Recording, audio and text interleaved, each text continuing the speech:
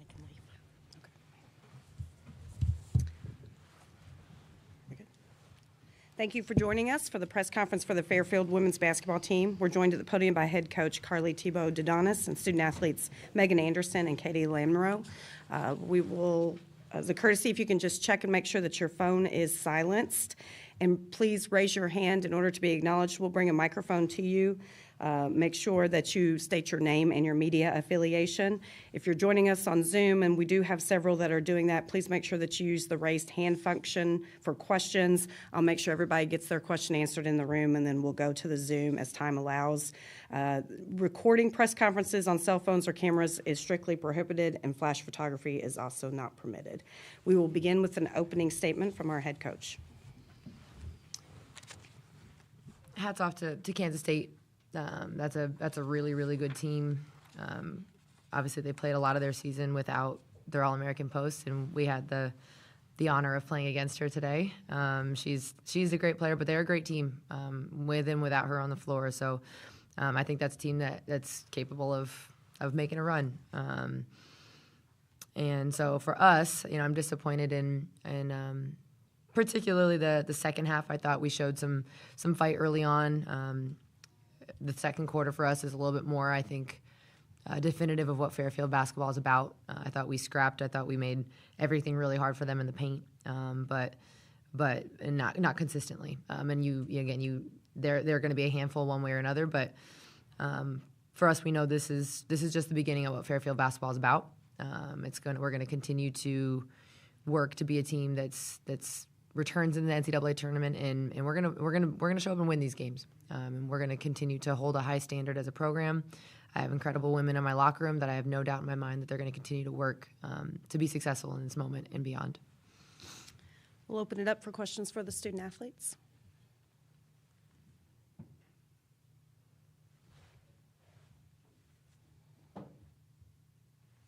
Ivy from Fairfield. Megan, Katie, can you just talk about what you learned this season? I think one of the biggest things I learned was just how to grow as a person with this team. I feel like I've changed a lot in how, not even just as a player, as a person.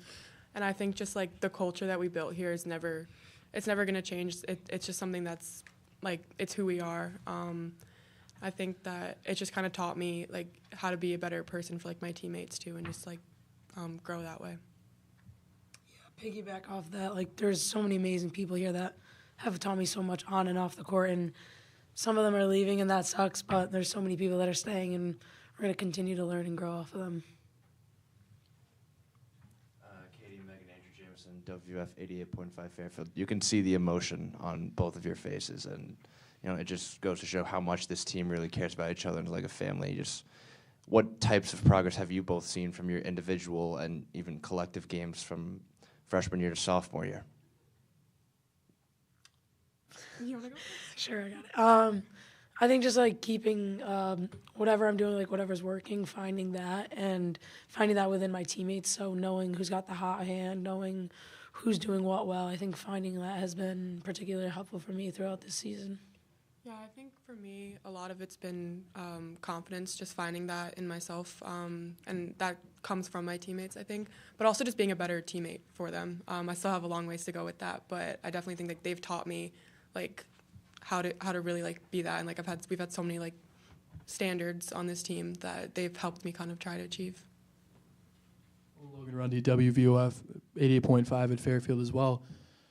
You guys have a lot of senior leadership. Some of that is walking out the door, after today. What is the biggest thing you're going to take away from that? And I'll start with you, Meg. I mean, it hurts. I'm really going to miss them, but I think they've shown us the standards of Fairfield basketball. They've kind of been exemplifying that in the way they show up every single day, no matter what.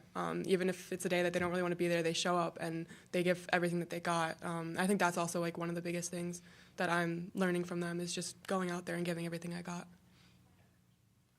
Yeah, the people we have, whether they were here 1 year, 3 year, they built this program, and they're going to be a huge step in where this program will go. And like Meg said, it's a phenomenal group of people on and off the court, and half these tears are just because they're leaving beside the game. So seeing them leave is going to suck, but the impact they left on this program and this community we have at home is just it's just profound, and it's going to carry on for a long time. Katie, Ben Baby with ESPN. When you look at kind of how they kind of pulled away there in the third quarter, what was maybe the biggest difference in what they were doing that allowed them to kind of stretch that advantage to make that kind of insurmountable there? Yeah, I think that was a stretch that Coach Carlin mentioned where we kind of strayed away from our principles and the game plan, and you saw them get many inside touches, whether it was a lob or we weren't denying properly. So I think that killed us. And then once we stopped rotating on defense, I think that's when they really broke away. Any other questions for our student athletes? Okay, ladies, you can be dismissed.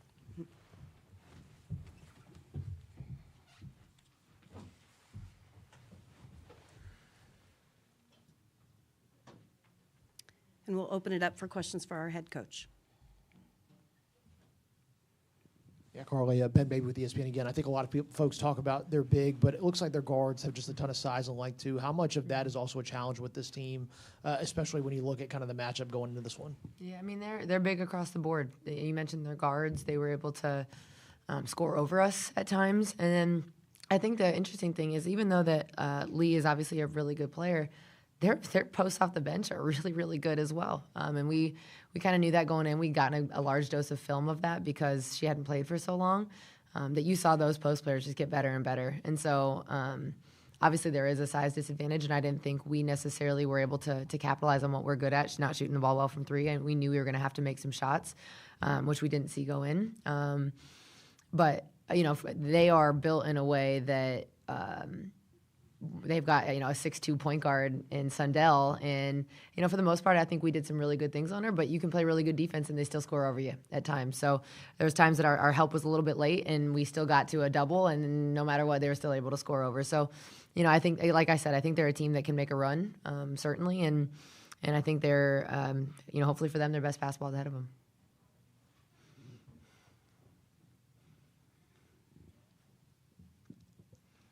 Coach Logan Rundy from WVOF 88.5. I had the pleasure of speaking with your father yesterday, and he said one of the best things you can do as a person is continue to learn. How can you continue to learn and teach your young women in preparation for next year? I mean, I think I know the women in our locker room. They think this will hurt, and from a motivation standpoint, last year we used the Indiana loss as a motivating factor all through the summer, and this will be no different.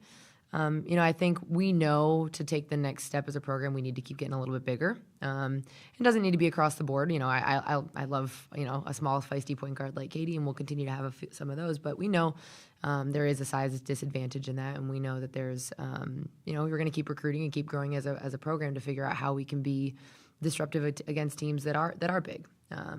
Now, what I will say about us is that I'm big on bringing in skilled, talented players no matter what. So I will never I won't say never. I will always attempt to bring in women who fit the way that we play in a 5-out that are very versatile. Our road runners have given us so much success, and that's going to be something that we continue to do. But if you look at, the Gonzagas of the world, the Richmonds of the world, those mid-majors, quote unquote, that have been, you're looking at Richmond, who's an 8 seed, and we played them early in the year. They're big across the board, with the exception of some really good point guards. And so we know that's something we want to keep striving to do. We're excited about players that we have coming in and will continue to do. And then as coaches, we're going to keep finding ways to fine-tune our motion, how we can exploit bigger teams better. I've always admired my dad that I think when I was even in high school, he would come to my AAU practices with a notepad. And so that's always been an inspiration for me to keep learning and growing, for sure.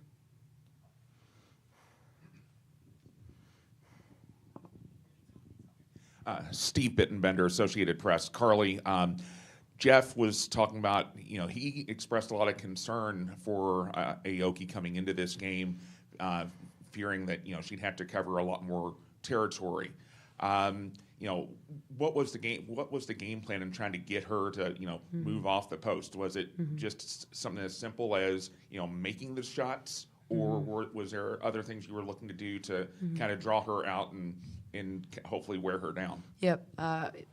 certainly trying to run in transition, which to be honest, I think they did a better job of running transition than we did today. Transition is where it starts, trying to kind of get her up to play at our pace. But they obviously play fast as well, and they're very comfortable doing that. We tried to put her in some ball screens, make her make some tough decisions if she was going to switch or not, and I didn't think we exploited it as well as we could have. And I didn't think we did as good of a job there as again, we look back and I'm sure we'll see we missed some opportunities.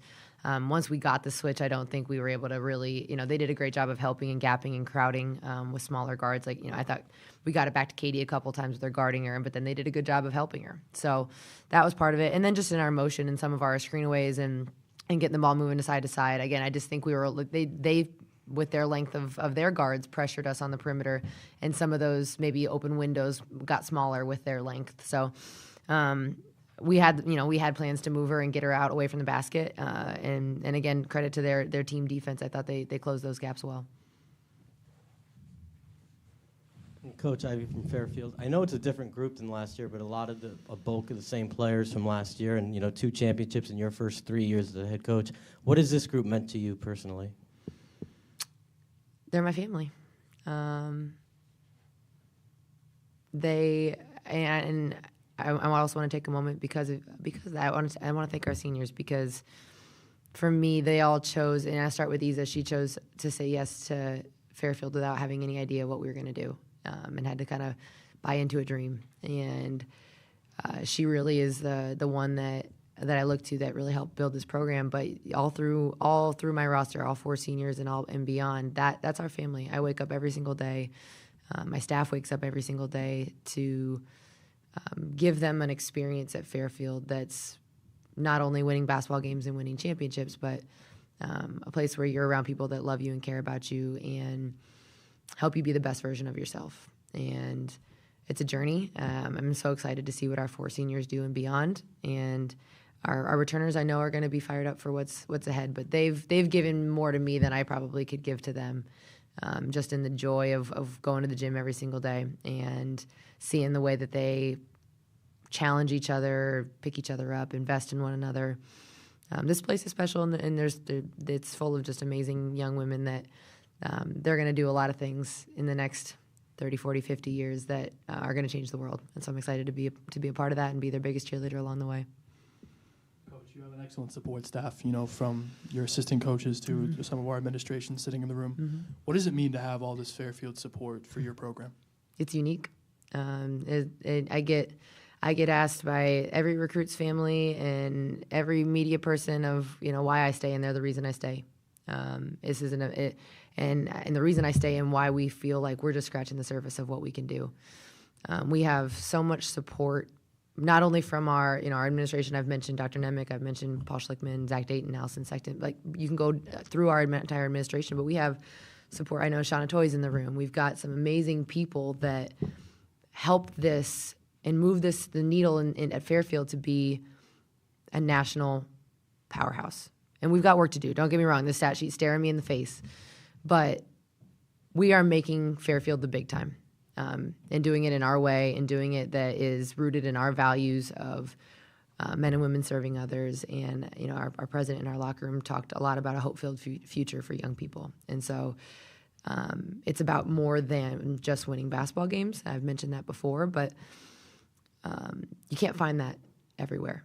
Most places, I would argue. And if you I think right now our world is changing, not only just in our world, but in college athletics. And more money's not always better. If you find a place and people that make you happy, stay and dig in, and let's go. Let's do some amazing things.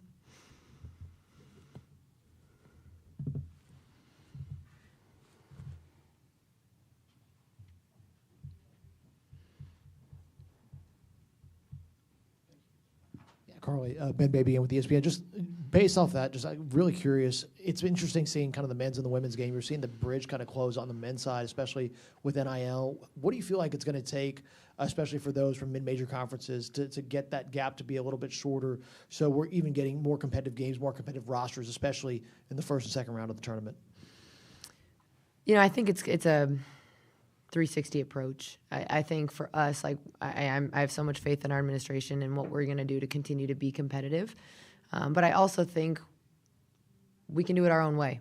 And I think, a lot of these programs are finding ways to do it your own way. And I think having an identity and something that I feel that we do have, having an identity of fit and why you fit, whether it's including the playing style, but the culture, really having a different sell and why Fairfield is different. So I know you mentioned the entire kind of landscape, but for us, the finding your fit is something that we talk a lot about with recruits. So yes, you might be able to go to Power 4 school XYZ and make a little bit more money, but is that really going to make you a better person for the next 40 years? Is that going to be your best education? Are you going to get the best degree? Is that money really going to change your life? And sometimes, yes, the dollar sign is different, but oftentimes it's not. And so do you want to go somewhere that you can become a young woman that can go off and get a great degree, and then, you can play basketball for as long as you want, but then, you've got a Fairfield alum waiting to help you get a great job and be able to create a life after basketball. And so I think we are constantly searching and striving for women who value the experience. And so partly is that, and then partly continuing to play the style that we are. We're going to continue to challenge. While this game isn't an indication of that, we've gone and beaten SEC teams and ACC teams and Big Ten teams and Big East teams. So I think for us, it's exciting to know that our style and what we're building is one that has shown across the board that can be successful. Thank you very much. That's all the time that we have this afternoon. Just a reminder, Hammond Communications will post a recording of this press conference in the NCAA Digital Media Hub, and transcripts are provided by ASAP and will be posted shortly. Thank you very much, Coach. Thank you.